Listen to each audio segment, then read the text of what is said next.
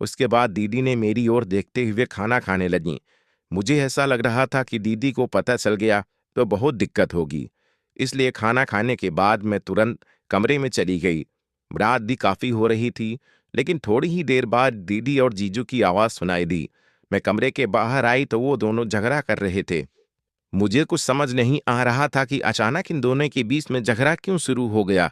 दीदी मेरी गले का हार लाने के लिए जिद कर रही थीं। फिर सब लोग कमरे में आ गए।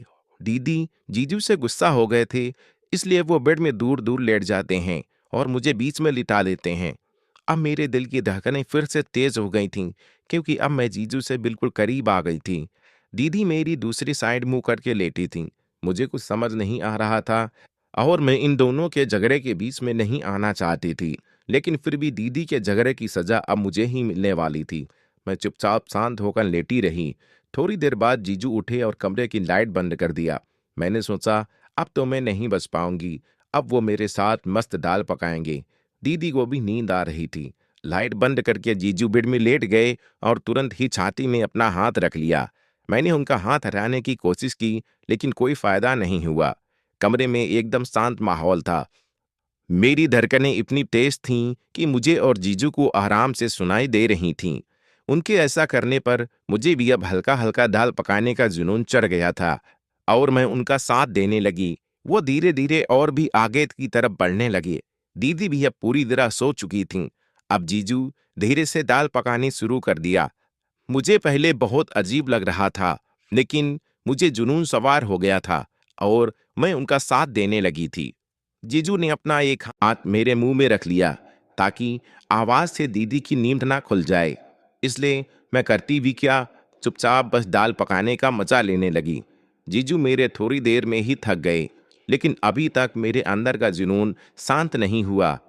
लेकिन मैं जीजू से अपने कैसे कहती, इसलिए फिर जीजू कमरे के बाहर गए और हाथ पैर धुलकर आ गए और फिर से मैं भी चुपचाप लेट गई। सुबह जब सब लोग उठे तो दीदी फिर से गले के हार के बारे में बात करने लगीं। दीदी की बातें सुन सुनकर जीजू ने हाँ कर दिया और शाम को दिलाने के लिए राजी हो गए। फिर दीदी ने नाश्ता बनाया और जीजू ऑफिस चले गए। उनके जाने के बाद दीदी मेरे पास आईं और कल शाम के बारे में पूछने लगीं।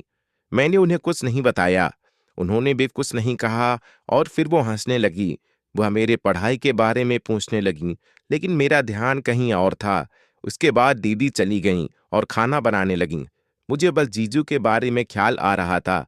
मैं उनकी तस्वीर देखने लगी और तरह तरह की बातें सोचने लगी। शाम को 4 बजे जब जीजू आ गए तो वो तुरंत ही दीदी को लेकर मार्केट चले गए। दीदी ने कहा, तुम भी चलो, तुम घर में अकेले रहोगी क्या? फिर मैं भी उनके साथ चली गई।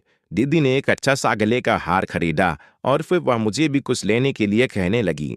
मेरे जीजू भी जिद करने लगे कि कोई भी अपने मन की चीज ले लो, लेकिन मेरा मन सिर्फ और सिर्फ जीजू के ऊपर रखा हुआ था।